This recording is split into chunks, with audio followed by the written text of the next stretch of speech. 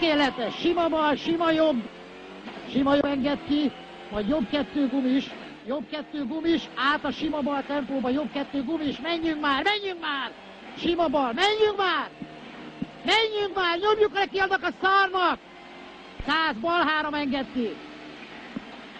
enged ki, majd bukkan, toljuk neki Zsoltika, szúrjad neki, bal 2 lerak, majd 50 emel, bal 2 lerak, Zsoltika, nyomjuk neki, azaz, tövön és óvatosan, sima jobb, tövön, azaz, bukkan 50 az erdő végénél balra benyesed, és úgy a fék. Ez az, itt a nagy fék, Zsolti, nagy fék. Óvatosan, nem kell jakszkarizni, Zsolti, gáz, nem kell jakszkarizni. Nehogy megcsúszom és megpatkázni. Utána 200, van egy szigorú pluszos tő, szigorú. Mi van? Ez vége a gyorsaságinak? Nem. Hát akkor... Hát föltolakodtak, ennyi.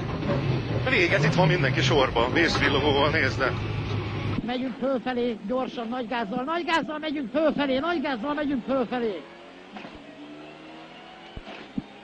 Jobb egy a vége, rossz az út, majd 50 bukkan, jobb egy, rossz az út, 50 bukkan. Figyelj, a második bukkannál nagy fék, nagyon korán fékeztél, barátom, még itt a rongy bal 2 lerak, adjál gázt ennek a szarnak. Gáz, 3, 4, gyerünk Zsolti, 4, 5. Hány sebességesen a szar? 5. Jó van akkor. A bokor nagyfa után kontra, még ne, most a fék. Így is mekkora fékutat veszünk, röhög rajtunk mindenki, bal 2, menjünk lefelé. Jobb egy nagy tő áttól, utána 50 lesz szék és bal 4, figyelj, bal 4. Figyelj!